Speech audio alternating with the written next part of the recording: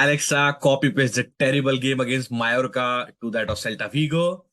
No, I'm not Xavi, so I cannot actually do that. Welcome to the Forza Barca podcast, Aniket. We have two terrible games to discuss. So which one do you want to get started with? The 1-0 loss to Inter or the 1-0 win against Celta Vigo, which actually feels like a loss? Hello everyone, welcome to the Fosa Barca podcast. Well, both games were terrible. So let's just start with the Inter Milan game. Before going to discuss the game, let's just deep down into the lineups. So Xavi selected Dembele, Lewandowski, Raphinha, Gavi, Busquets, Pedri, Alonso, Eric Garcia, Christensen, and Sergio Roberto and Ter Stegen. These were the playing 11 for the match against Inter Milan. Yeah, quite an interesting decision actually to go with Alonso, to keep faith in Alonso because he started the game against Bayern Munich in the last Champions League for Barcelona. And Balde, who has been solid in La Liga, he was not given a chance. An interesting decision. I don't know Well, I mean, how. this man always surprises us with his lineups. Let it be the La Liga game, let it be Champions League, let it be whatever. It's always a surprise to watch his lineup. Yeah, and I think this surprise was not a good one because I was a bit disappointed looking at how, uh, you know, um, uh, for example, we always know that a club like Inter Milan will not be constantly, let's say, passing the ball or let's say keeping the position. What they will do is they will release a counter attack, and Mhm. for counter attack, especially when you're playing for Barcelona, when you have such a high defense line and all your wing backs are like even higher up the pitch than your wingers. So in that case, I would always like to have a speedy, like for example, like a completely aggressive speedster like Balde instead of Yeah. Alonso. Who can quickly run back and try to defend rather than Alonso. Okay, he's a speedster as well, but I don't know. I wouldn't trust Alonso in such aspects, and it exactly turned out the way Inter wanted. Inter started the game with an expected strategy of the formation of 3-5-2, which was completely defensive, and they only played counter attack, which worked actually quite well in their favor for like 3 to 4 times in just the first half. Yeah. So, as you're talking about the counter-attack, let's just start here with the rounds up of counter-attack. In the 21st minute, Korea had a clear chance to score a goal, but it was definitely saved by Eric Garcia, but had a significant touch on his hand. But VAR told us that Korea was offside, so the handball did not count, and fortunately, it was given as the offside. Yeah, I had like uh, like balls in my mouth or something. I don't know how to say that, but wow, it was a Yeah. difficult time because it was a clear handball, and you cannot deny the fact that it's such a clear handball, Aniket. But only I think it was millimeters offside because they Yeah. literally gave those It was lines and just close. yeah, yeah, It yeah. was So very close, but fortunately it was offside, or else we would had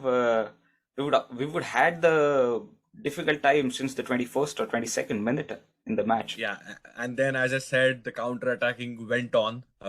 27 minutes in a long through ball. I don't remember who it was. So I remember Çalhanoğlu gets the ball in inter box and he releases someone and then there is a long through ball to Yep. Korea. But this one was like he scores the goal, but this one was significantly offside. So there was not even like those lines and Offside was just there to arrangements. save the day for Yeah, Barcelona this yeah. time. Yeah, it was clear offside. So this one was like not a scare. Even you could see with eyes closed. So that was not a Yep. problem. But again, they kept continuing the same gameplay. And the most important, it's so peculiar with such teams. It's like they are No, not. sorry to interrupt you. What I feel the game was like, it was just and just counter-attack. There was no gameplay. There was nothing from them at all. But it was mostly counterattacks. So basically, the gameplay was zero. Everything which helped Inter Milan was counterattacks. That's it. Yeah, and the most peculiar thing, as I was saying, with such kind of clubs, is they don't care if you have possession. The only True. thing they will care is they, for example, if you have a drone shot, or like a you know I don't know, like a wide angle view of the pitch, you will Mhm. understand literally every single player, except for, let's say, Correa or Lautaro Martinez. Like, you can exclude one of these two players, not even the two of them. One of these two players will have a pass to be a bit, close to the line, and Yeah. all the like nine players and then goalkeeper, including 10 players, would just stand in the line, would not even care to press, would not True. even care to try to take the position, because they were Mm. they were happy. They're like, okay, if you are making like 5,000 passes, just do it, But Yeah. what will we do? What will you do by doing those passes? And Exactly. it was so frustrating, Aniket. I was remembering, like, the games under Enrico Valverde or something, because the game was like, I remember It it was was. like all the unfruitful passes going on in the Yeah, game. it's like, I'll tell you just a roadmap. It was Alonso on the left wing back will give the Yeah. pass to Eric Garcia. Eric Garcia will give the pass to Christensen. Or sometimes Eric Garcia will give the ball to Ter Stegen. Ter Stegen will give to Christensen. Christensen will give to who was the right back, Roberto. Then Roberto, who is already on the right wing back position, he will have Dembele on the right wing, so he will Yeah. give to Dembele. And Dembele then has two options. I even saw, like, like a kind of a drawn roadmap for him, saying that Dembele gets the ball. He has two options. One, no, three options. Sorry. One, he loses the position. Second, he crosses. And as you know, I don't exactly know the stats, but he crossed like 24 or 25 times. Mm. Just one play for Barcelona, Mm. who is crossing 25 times, is not a good sign, Aniket, as we were discussing that even that day. Not at But okay, so coming back to the point, either he will cross, or the third thing, he will give it back to Roberto, who will give back to Christensen, who will give back to Eric Garcia, who will give back to Alonso, who will give either to Raphinha, or who will again all. give back to Eric Garcia. Man, this was frustrating as hell. Yeah. At the end of the game, actually, I saw the heat map for Barcelona, and whatever you said, like the inverted L, I could see just that totally red. And there were some passes in the midfield and some passes to Raphinha, as you said. So the most prominent passes were in that L. So I don't know, and there were none. I would say none of the passes from Barcelona were intense, were fruitful to go and penetrate their defense line. Like, I know Barcelona was a team who used to be defensive, and they could When? not do defense like this. Like, they tried to Yeah, park the okay, bus. good defense. Yeah, I mean, it was terrible. The game, Yeah. the game we love, especially when it comes to Champions League. Finally, we are in Champions League after Mm. the year in Europa League. It was a terrible game. But coming back to to the game, or like, rather than the events of the game, as I said, just twice we just got saved by offside, Yeah. and but again, we couldn't be lucky for a long time, as there was a goal by Inter. Yeah. So just before the halftime, in the 45th minute, it was a shot by Çalhanoğlu, and bam, man, it was basically a bullet shot, and Inter Milan went in the dressing room 1-0, Barcelona losing the game. Yeah, this was his second attempt as a bullet, as you rightly mentioned. By the way, it was a bullet shot, and he had attempted, I think, similar kind of shot even from like a longer distance, uh, on like fifth minute or something, which was Mhm. just saved by Ter Stegen, climbing fingertip save. And this time, I think it was too much for Ter Stegen. Uh, Again, the question is, how can a player, uh, you know, for example, I can understand a counter attack, Mm. when there is like one on one, there is a header, like For example, if one player just goes, on a wing and then he crosses and then there is a header because there are not many bodies who are defending in air. How the hell do you concede a goal in which, like, there was a long range shot? How is it possible? How can your defenders, uh, you know, just let someone like Shalanoglu, who has just attempted a great shot, Mm. have another shot, like, just before halftime? I do not understand this. And as you said, just it was just before the halftime, and exactly this is what a defensive team would imagine to have, because Yeah. they can. It's So literally, for basically, example, a basically script before that the they half, want to write. yeah, basically before the halftime, all of their job is done. Now all they want to do is sit in their block and just defense the hell out of Barcelona. Don't allow them to come to the box, tackle whatever you want, get the ball, and just counter attack. That's it. So all their job was done. Yeah, all the job was done, and they have like 15 good minutes to think about what they, good they have achieved, and then good that they still need to achieve, but with a modified strategy, because now they have something in hand. And in such kind of matches, for example, the high intensity stadiums like San Siro, Allianz Arena, of course, it's one is like Anfield, Camp Nou, Bernabeu. You have the supporters, who Yeah, will, if you yeah, if you have like 1-0 lead in the first half, the second half is yours, because that the is true. fans will make sure that it's yours. So yeah, as uh, we go in the dressing room 1-0 down, terrible performance, terrible first half. I hardly remember anything done by Barcelona in the first half. Yeah, Anything. nothing Just having creative. the, yeah, no creativity. There is no creativity whatsoever, because we have discussed that we have a lot of problems, especially in the defensive lineup, because we have lost our right back. The first choice right back, which was Verin, and then we have lost Kunde, also could be like a first choice right back. Mm. We have lost Araujo. Araujo. Yeah. Yeah, So defensive lineup, it's understandable. But what is your midfield doing? Because your midfield is the most preferred one. It's Busquets, Pedri, and Gavi. What else do you want? How can you bring back the creativity? That's the main, like, the most important problem. And I had no idea. I absolutely have no idea which Xavi actually corrected. So thankfully, but it did not work. Is uh, Raphinha is a left-footed player. mm, He's a left-footed player. mm, He has played on the right wing for Leeds United. He plays on the right wing for Brazil national team.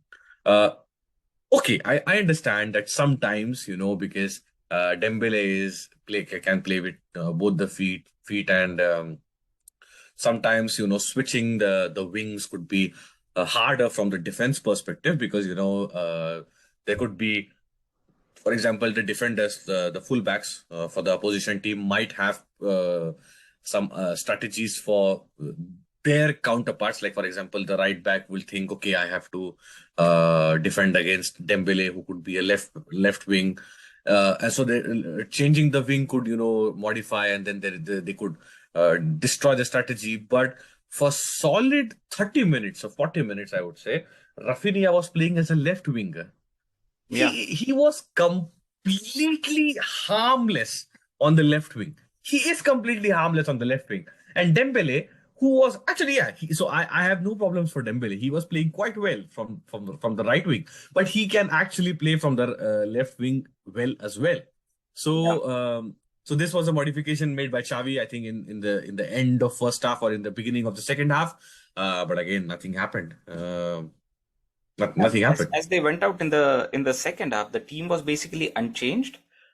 Just one thing mentioned by you, they flipped their positions. That's all happened while going into the break room. After like 15 to 20 minutes, like in the 62nd minute, Barca tries to get back on the track with the help of Pedri, but it was just ruled out by VAR as it was a handball by Ansu Fati. Like misfortune, unfortunate, whatever you call it, it was one of the chances created. and it just got into Wayne, as that was a handball by Ansu Fati.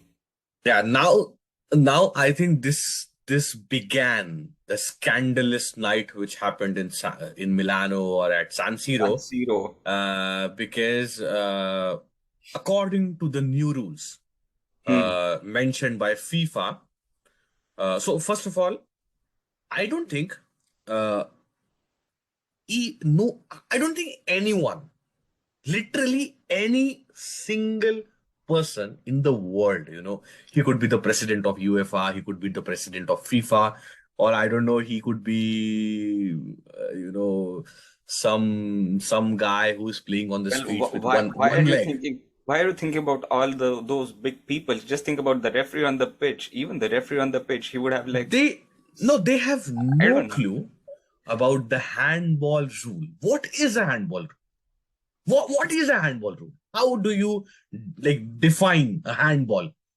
And they don't even understand their own rules. So then, according to the new rules, if I'll just would like to mention this to the listeners, is according to the new rules mentioned by FIFA, if there is uh, an unaccidental handball by your teammate, even if it changes the track of the ball in the whole action, and if it's a goal, it shall be counted as a goal.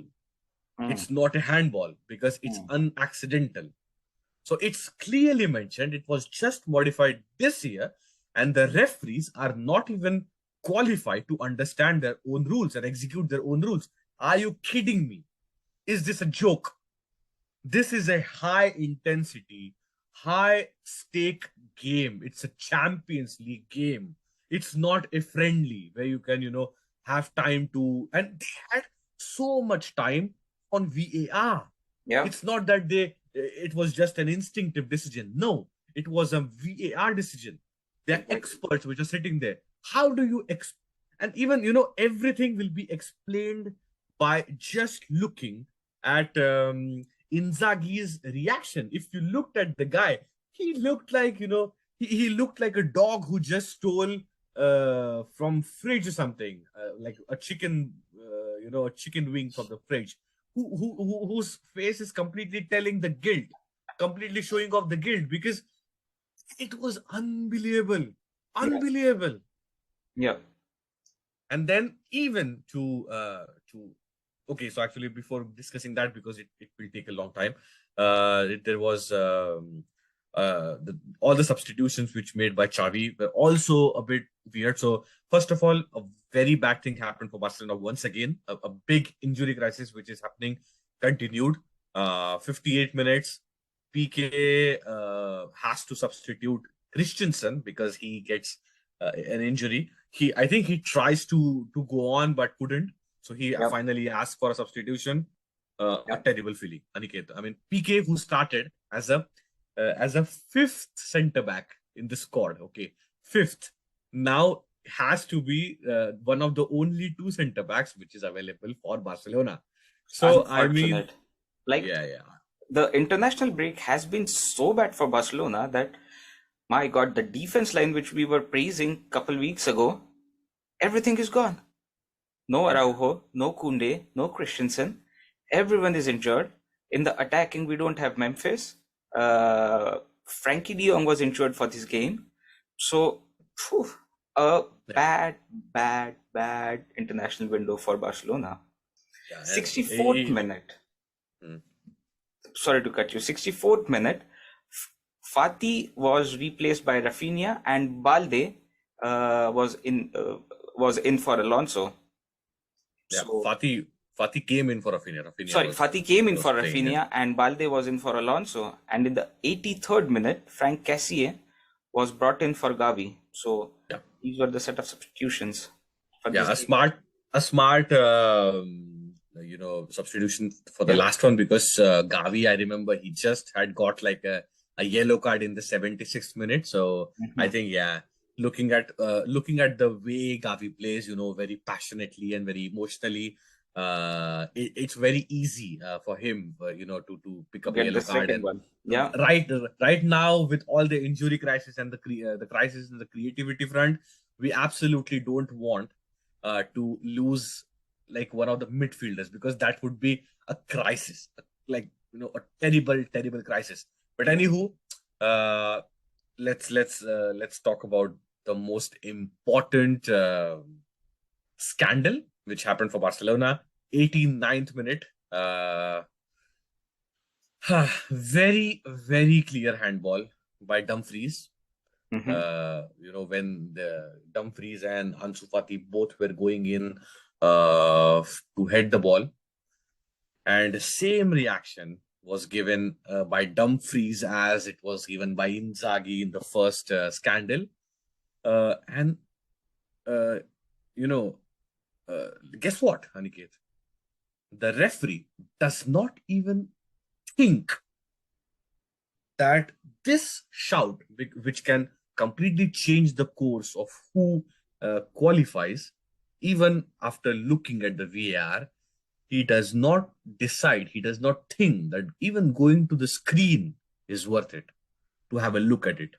Are Yeah. you kidding me? In the 90th minute, in the 90th minute, which is such a Mhm. high intensity, high stake Champions League game, it's terrible. I cannot. And for example, I understand that if a referee has some, let's say ethics, or he has a set of rules that he wants to play with, he decides that he will not give uh goal to Barcelona in the 66th minute. So because it was a handball, I understand. But then you need to have the same logic in the 90th minute, because it was the same handball. It was the same handball. And for example, we are watching, and okay, Aniket, in the defense, I don't know if it was an official, notice or official press release, or it was said by like an expert that they did not think that it was a handball because the angle was not very clear. Okay, so this was a defense which was given for the referees. Uh, Man, we are watching on Twitter, we are watching on social media, and we are able to see that it's a handball. And you, with all your million dollars and million euros of technology, and every, I don't know how many thousands of cameras covering every single degree of angles, every single way, you cannot figure out one single angle in which you can see that Dumfries handball was very clear. No, but Are you my kidding me? point here is, what I want to say here is, if the referee is a little bit in dilemma, should it be given handball or no? He should at least go to the screen to check it. Yeah, He should at least exactly. go to the VAR to ask for any assistance if it's not clear in his mind. He did Yeah. not even do that. Like, why the hell do you have those cameras then? You should not even have those cameras in the first place if you don't want to go to the screen and take the help of those cameras or the technologies. Yeah, just So, get rid of this stupid VR. yeah, Enough of this VR shit. yeah, exactly. I'm pissed. I'm done with this VR shit. I cannot take this anymore. True. It's unbelievable how stupid this technology is. Because if for example, if you're not going to go to the screen, then what's the point of it? I mean, these are the situations in which technology helps to Yeah, correct the human yeah, error. Why do you want to keep guessing, or there is not even a slightest of doubts that you have that you can just go to the screen and check if it's a penalty, or if it's exactly. not one. And even, mind you, Aniket, so 8 minutes were given at the end of 90 minutes. 8 minutes were given as an injury time or extra time, whatever you may call. And in those 8 minutes, like 2 to 3 minutes, I'm not sure, were taken up by the VAR referees and the VAR experts to verify. So the players were not attentive, because there was a penalty call going on. Mhm. Not one extra minute was added to that 8 minutes, which has to be added according to the rules. So it was a night of complete scandal, and Some yeah, planning we and lost. plotting against Barcelona, eh? Yeah, I mean, I wish that it was just a mistake, because if it was something sinister, uh, I don't know. I mean, it's a bad thing, it's beyond bad. But yeah, I mean, for example, we shouldn't be discussing just about these 2 points, because yes, Barca could have won the game playing well. So we wouldn't need to talk about these aspects and these points True. and handball True. and penalty. So that's that. But when something like this happens, Aniket, you lose your focus, because then completely you're thinking, okay, if I'm doing something wrong, or the referee has some different kinds of I don't know, understanding, or then he wants everyone to play a different kind of role, or a different kind of game. So it bothers people, it bothers the players, and it was terrible. It was a terrible game, Yeah. and the I think the most important takeaways, or not takeaways actually, but uh, Insights of the game. yeah, like questions maybe, because we don't know the insights. So the only open-ended questions which Xavi might be able to answer is, we are seeing that there is no creativity in Barcelona except for the wing. When Dembele is going and he's taking on the players, he's Mm. going inside. When the Raphinha is crossing and passing or giving Yeah. through balls, or So for example, basically, if whatever the magic is happening, it's happening on the wings. There is yeah, not it's no central flow. yeah. Yeah. And for example, in games like Inter, it's I understand that it's hard to break in center, because they don't. So it's zonal marking. So Yeah. They Inter, don't give space yeah, on the there is no empty space halves, available. So empty spaces. Yeah. the only thing you can do is just crosses, or Yeah. taking on players from the wing. Mm. But there has to be a plan B or plan C. We cannot just go on like 25 crosses by Dembele, and I don't know, like 33 times position lost. It's not the way Barcelona play. It's unacceptable. And the second thing is, I don't know. I mean, I'm getting a bit stressed for Lewandowski now in the Champions League games, because he had a terrible game against Bayern. Mm. A very, very bad day in the office. But at least he had chances. This time, he was not involved in the game at all. And this is a He was nowhere to be seen in the game. no. I don't even remember if he has a shot or not. Yeah. I don't know. Maybe he has. Huh? Maybe I'm completely wrong. But as I'm saying, I have no real recollection. I have absolutely no recollection of Lewandowski. And the third aspect is, Barcelona is currently sitting on third position in the table of four teams in the Mm. Champions League, of course. Um, we are just 3 points in 3 games, because we only won, like Barcelona only won one game against Victoria Pilsenia, 2 losses, and Inter is sitting on like second position with 6 points. Bayern is completely off, three games and 9 points, 3 wins. So I think, and we knew this basically, that it's almost impossible to compete Bayern for the first position. Okay, if you ask me, when I was watching the first half against Bayern, yes, I was thinking that we can do it. But after that, it's a no-no. But currently, Aniket, we are sitting on the third position, and future looks very bleak, at least for this season. We might get back to Europa League. What do you think? Yeah, let's hope all our injured players get back to the squad really soon, and let's pray that we get to our playing form, which we were before the international break, so that the team could perform well and good. Yeah, And let's just hope that we somehow qualify for the next round of Champions League, or yeah. else we have the Europa League as well.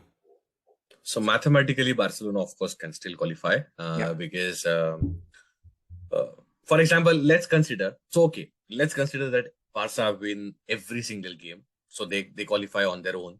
They don't Mm. have to, win all the games and still expect that this team will lose to this team, and then this team. No mathematical calculations like this. Straight wins, 3 wins, and Barca go to the next round.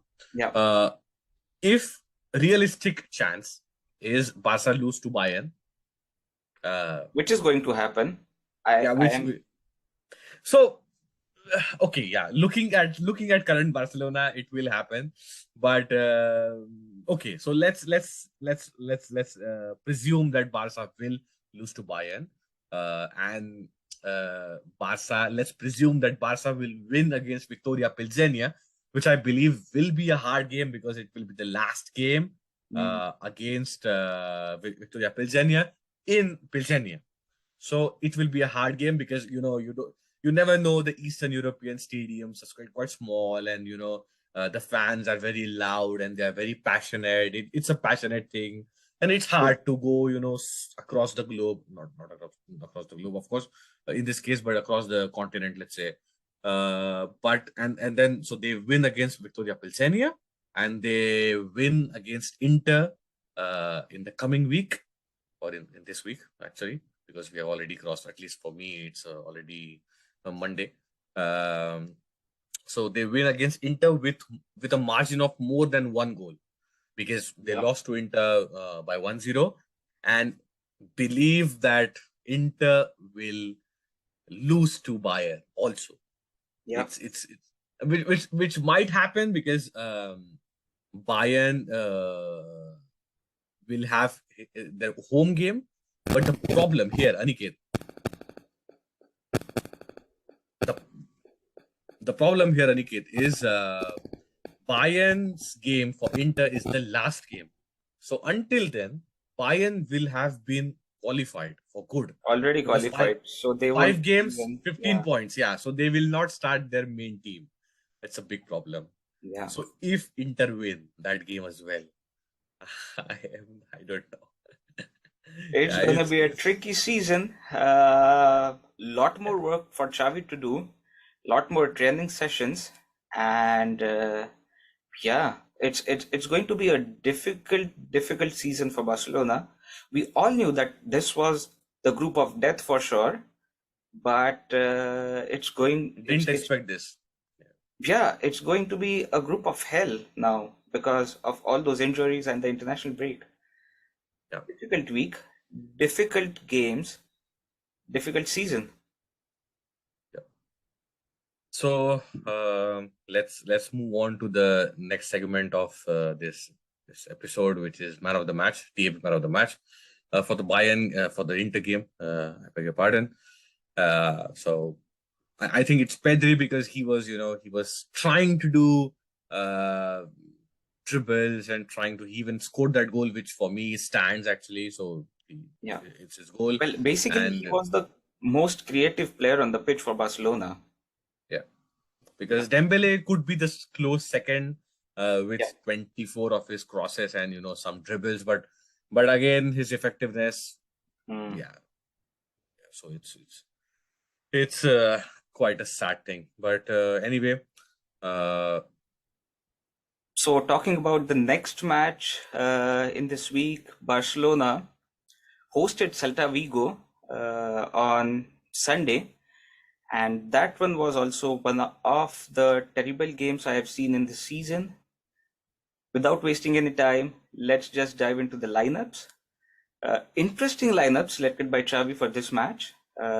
Some would agree, some would disagree, but I was a little bit surprised, and in a good way, actually, to see the lineup. So let's just deep dive in. Ferran Torres, Lewandowski, Raphinha started as our attackers. Gavi, Busquets, and Pedri were the midfielders. Jordi Alba, Alonso, Piqué, Balde were in the defense line, whereas Marc-Andre Ter Stegen was the goalkeeper for today. So the surprising element for me in this lineup was Marcos Alonso. He was playing as our left centre back. Interesting decision. And Balde was the right back. Interesting decision. What do you have to say about this, Shubham? Yeah, I mean, Balde started as a right back against Mallorca, so it was kind of expected, because I think Xavi wants Roberto to have some rest, because so that he can start against he just Inter. came out of the injury. And also he has to start against Inter, because Balde cannot start as a right back against Inter. that will be blasphemous. But anywho, yeah, I agree completely. Marcos Alonso as a centre back, I think makes sense because Mm. if you he has played at that position for Chelsea in the past. Sorry, and if we cannot even defend against Celta Vigo uh, at our home with Alonso, PK, there's a big problem. Of course, there's a problem. But like we cannot just ask Eric Garcia and PK to continue playing because we those are the only two center backs, the We have, first team yeah, center backs that we have actually. Yeah, and true. asking Jordi Alba to play as a left wing, left wing back, I think it makes sense because yeah, so one thing is risky because all our left backs are starting as something, the left back, Yeah. right back, and left center back. So yeah, it's a bit of problem in this aspect that even if one gets injured or two gets injured, then there is a crisis on the left back. But anyway, right now we have a defensive crisis, so we have to play someone. I agree. Some people disagreed with this aspect, and as they were saying that it could have been a good opportunity for the youngsters to come in and play. But I think we should not do like this because the senior players who are actually sitting on the bench, we need them to Mm. play and to contribute to the team because if they are not, even if they cannot even cover their first team counterparts, I don't know why they are in the squad.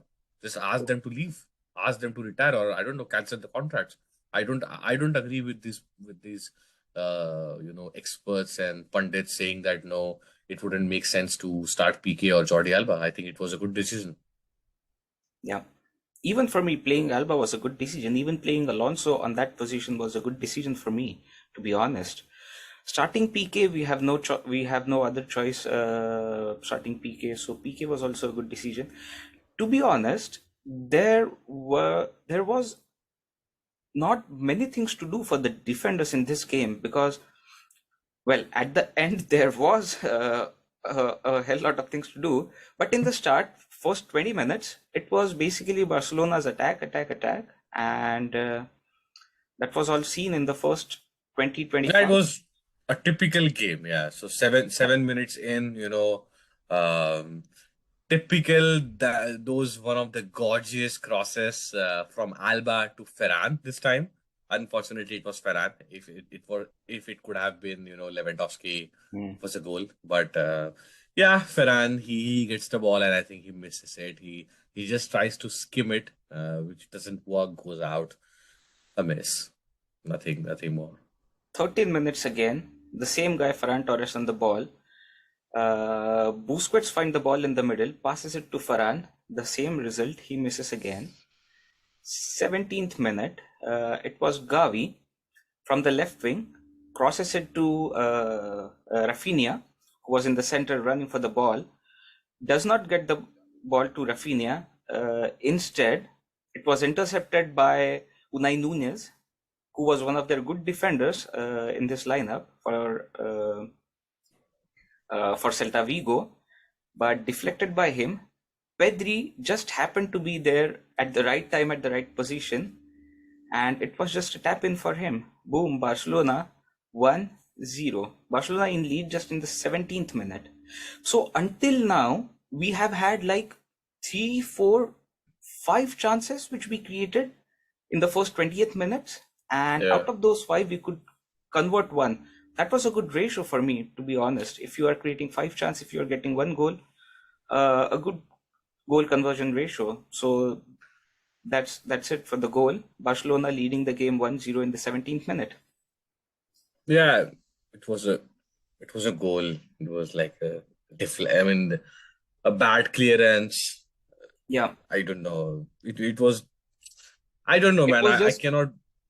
Yeah, these yeah, kind of games, especially on the trot. I mean, I can understand that this is a one-off game, but it's it's a frustrating feeling to watch games like Mallorca, then Inter Milan, and then once again Celta Vigo, like 3 days before. We are going to host Inter Milan in a must-win game 1 week before El Clasico. Away in Bernabeu. I don't know. And this is how the Goals team like is this. performing. Yeah, Yeah. I mean, as you said, it's I understand. Okay, the goal, goal ratio or whatever you said. Clearly, what did you say? I forgot. Conversion ratio. Conversion ratio. Sorry. Thank you for that. Conversion ratio is good indeed because I think yeah. So two misses by Ferran. I think one miss was not one miss, but one header by Lewandowski. I think Yeah. in the 14th or 15th minute. I don't exactly remember. Or no, not even that. I think 10 or 11 minutes, something like that, which was easily directly in the hands of the goalkeeper. So four tries and one goal, or five shots or one goal, whatever you can say. But again, we are Barcelona. We have to see how did that goal come, and the True. goal, if the goal was just a deflection or from an interception or bad clearance, just tap in, you know, and then after that the game stopped. Yeah. In 17 minutes, the game stopped. Yeah. I have, for example, Aniket, the the script we see here, it's blank. There is nothing after Yeah. 17th minute After because nothing 17th happened. minute, there was actually nothing. The ball was just going from one end to the other. Uh, they were defending, we were defending. There was nothing creative by both the sides. Uh, In the each team first half. In the in the first first half. half. Yes, I'm talking about the Yeah. first half. I'm talking about the first half for now. Yeah, I know you are talking about the first half, but I'm just telling it to the listeners and the viewers. In the Yeah. first half. So the Because first then in half, the second it half, just they went they like that. tore us down like crazy. Yeah. When the second half started, I was expecting that Xavi would have lectured the guys to be more creative, to pass the ball, to cross the ball, give more through balls, to run. Well, I could remember one thing. In the first 25 to 30 minutes, Xavi had instructed Raphinha to be on the line wide open like 5 to 6 times. So that means he had some plans for Raphinha to be on the line wide there and for him to get the ball there and do something to cross in or to give it back to the midfielders, whatever it could be. But I don't think it worked for him in this match. I don't know what happened, but after 17th, after 20th minute, I would say, the game was pretty much dead till the first half. Yeah, and as you say, I kind of agree because he has some plans for Raphinha and Dembele. Of course, I mean he has plans, but some reports came out after Inter game or even Mallorca game. I'm not sure that he was a bit disappointed with Raphinha and Dembele because he wants them to shoot more, Hmm. especially Raphinha because Raphinha maybe he's not shooting more. Yeah. And same thing he said with Dembele that he needs to believe in himself more and he has to shoot.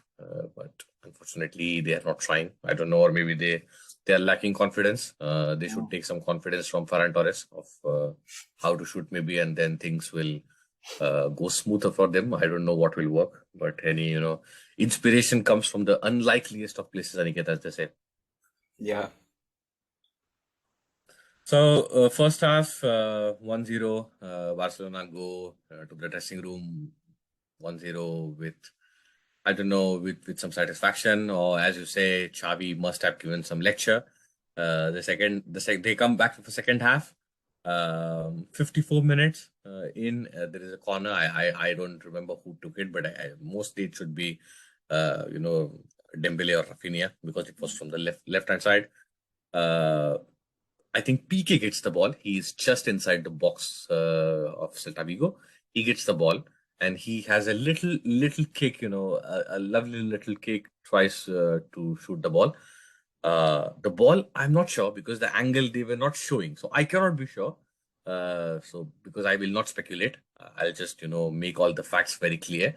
But again, from the angle that which was being showed on the television, it was seeming that the PK's shot was going inside, only to be saved by no, not Celta Vigo defender.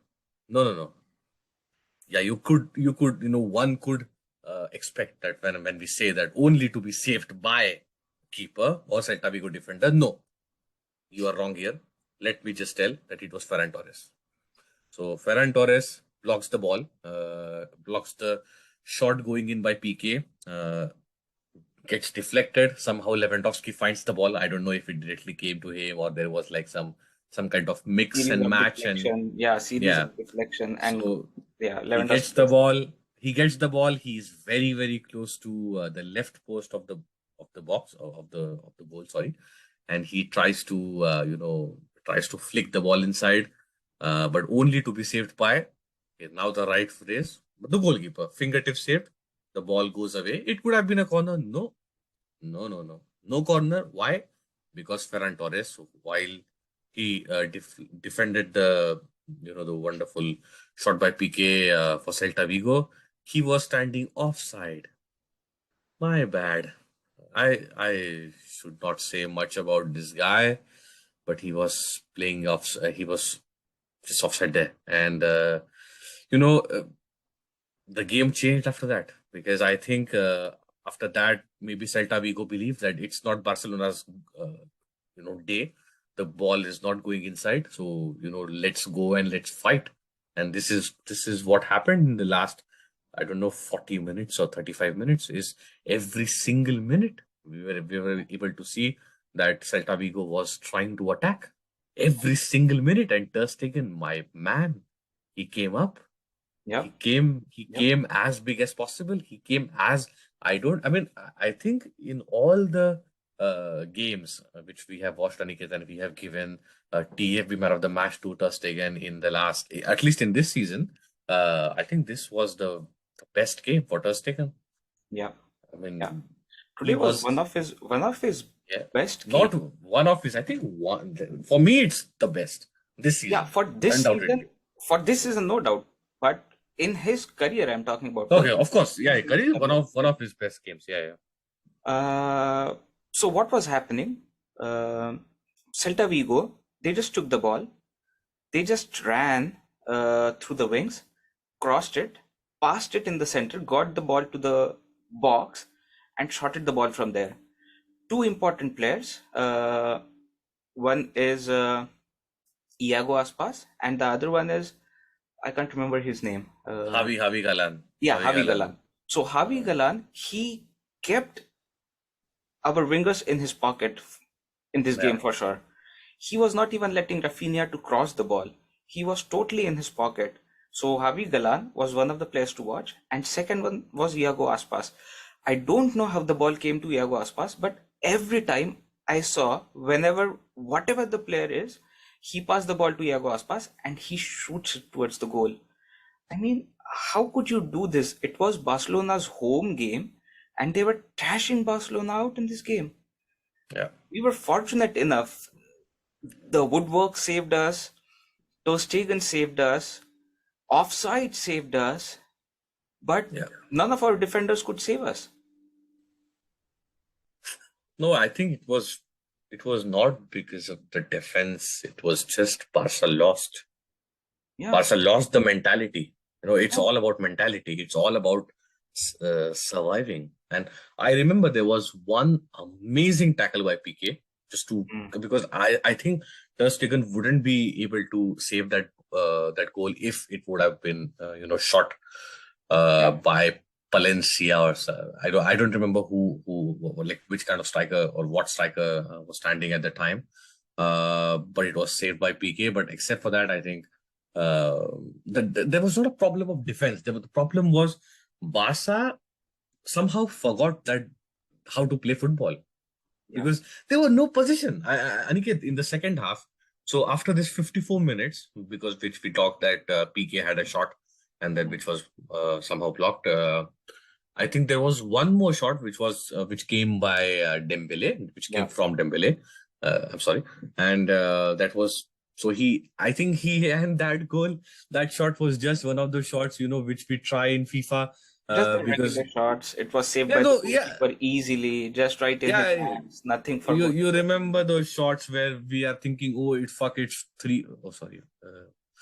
My bad. Aniket, we will edit this word out We will because we we will put yeah. the explicit content in the description. Don't worry about it.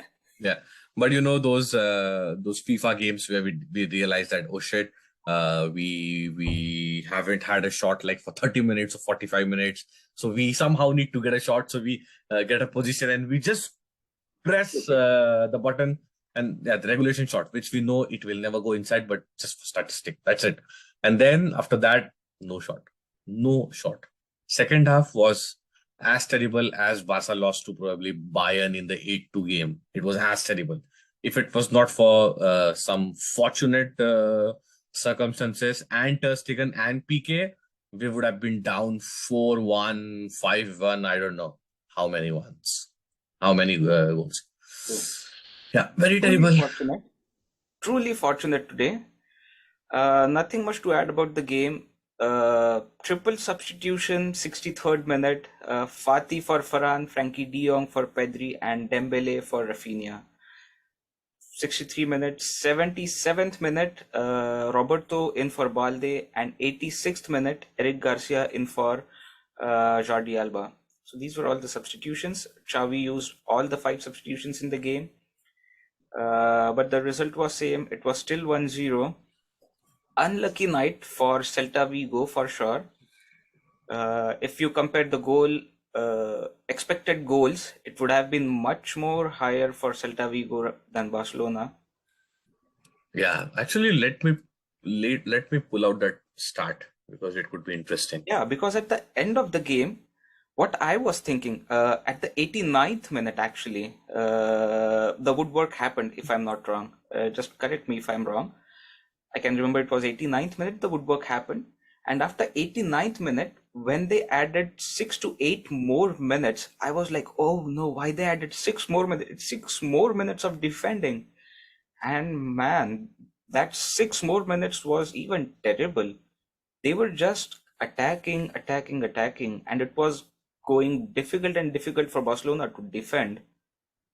So at one time I was just hoping that, man, just save this game, just the game be 1-0. I don't know how they're going to defend, but let's just get this match done. That was my Yeah. thoughts at the end of the day, at the end of Yeah. the game. I cannot find that stat. Unfortunately, maybe it's not yet out. Mm-hmm. But yeah, it would be interesting actually. I'm really interested to check out that stat. Expected Let me goal. just try. Yeah. I think the expected goal for Barcelona would be 1.5 or 2. Not even 2. I'm not sure there would be 2. It would be 1.5 for Barcelona, and expected goal for them would be around 2.5 to 3. Yeah, I think there is a glitch. I cannot understand how it's possible. Mm-hmm. So okay, maybe so I don't understand this. So there is one second half XG is a stat, Mm-hmm. which is Barca 0.39 Okay. and Celta is 1.26. I don't even understand how is it possible for Barca to get a 0.39 XG in the second half, because they have no potential. Okay, maybe the PK one. Yeah, So the it was PK one expected. and the Dembele one, it was just like, well, Yeah, but them. yeah. So that Yeah, okay. 0.39. And what Yeah, about so the overall one, Barca is 2.28. Okay. Well, it was because of the first half. In the first 20 Yeah, minutes, they probably did 4 probably 5 chances.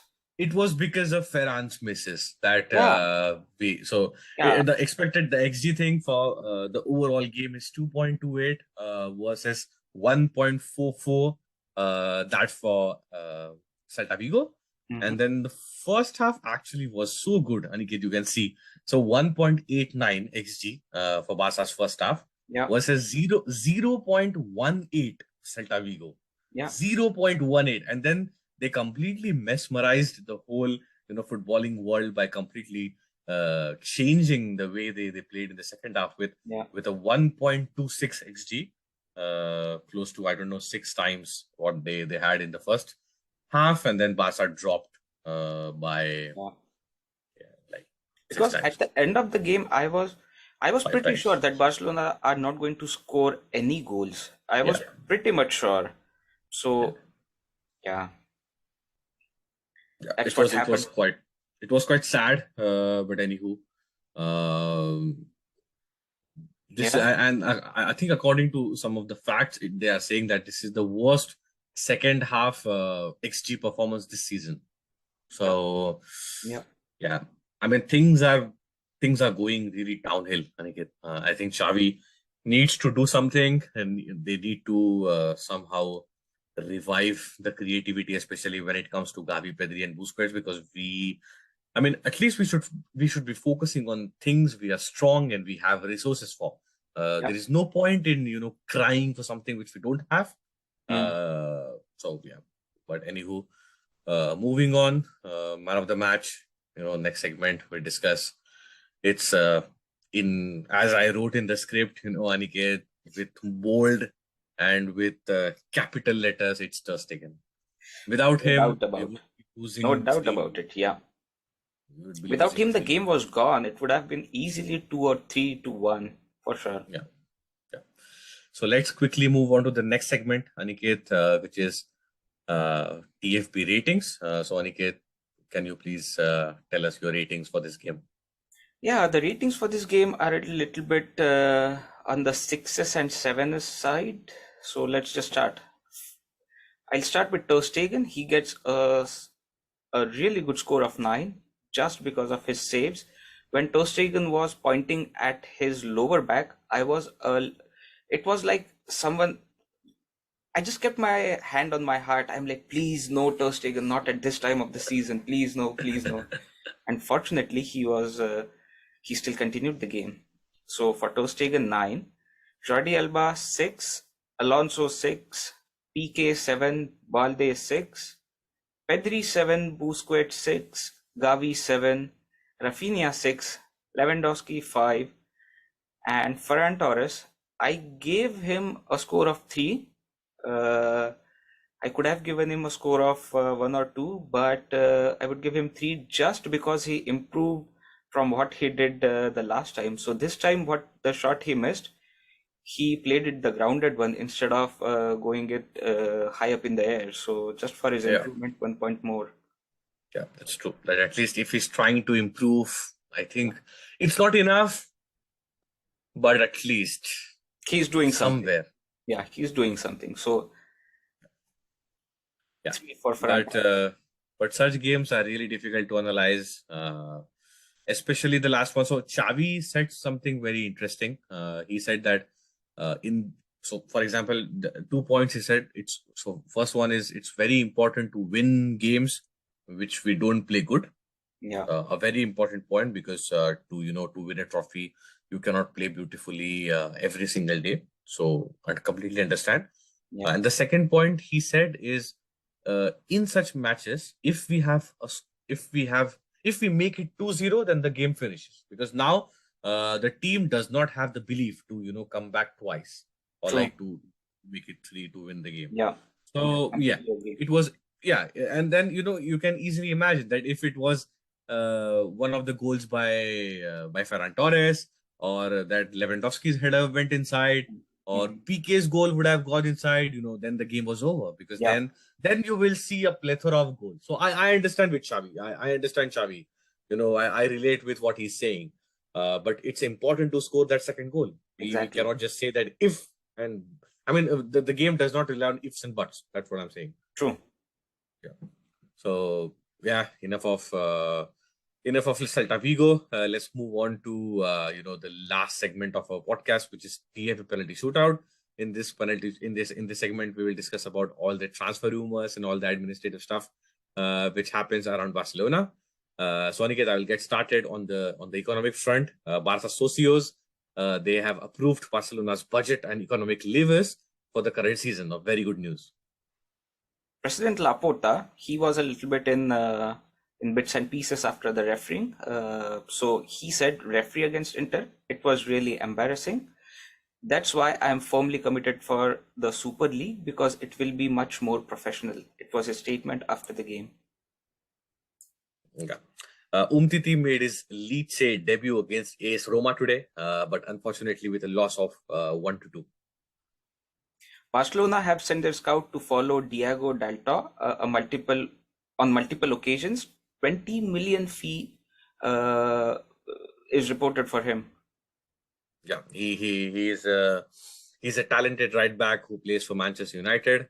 Just a correction on Aniket's part, it's Diego Dallo, a Portuguese right back, a very talented youngster. But 25 million euros are quite a lot. So I hope that they try to manage the fees. Anyway, moving to Kessie and Kunde. So there are some optimist suggestions or optimist reports saying that Kessie and Kunde will, or let's say, okay, will is too I think harsh. We should go with might be handed the medical green light ahead of El Clasico. If this hopes, I mean, it will be a dream. Especially, I don't care about Kunde. Sorry, I don't care about Kessie, but I need Kunde. Barcelona need Kunde. So Yeah, they really do. and then Memphis. The reports say that he needs like 2 weeks. He's already in advanced stage of recovery, and 2 weeks should be enough. One more news coming in from the Atletico Madrid camp. All documentation for for Griezmann move to Madrid is done, and reported fee for this transfer would be 20 million plus 4 million euros. Yeah. Barcelona have been doing economic studies for the possible return of Messi for weeks now, but it's still unclear. Messi doesn't rule out a third year in Paris. Today, the relationship between the Argentine and Barca is still broken. Yeah, somehow I hope the relationship gets unbroken. Anyway, Barca plan to sign Inigo Martinez, the Athletic Bilbao centre back whose contract expires in June 2023. Now they're interested to sign him in January if the problems with injuries carry on. There is an agreement in place already. Barcelona have decided not to file a complaint to UEFA since they know nothing will happen. Instead, they want to express their anger in more strategic way. Yeah, I think that this is what Laporta was referring today, as you just mentioned in the TAB penalty shootout, that this is the reason we need a Super League. So I think he will use this as an agenda for Super League. And, I'm not a Super League follower. I'm not a UEFA Champions. Of course, I'm a UEFA Champions League lover because, that anthem gets us going, Aniket.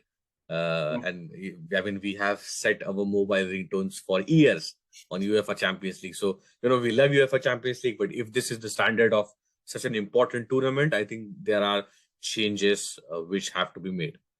Yeah. So, I think we are even for saying this, I'm getting a bit scared.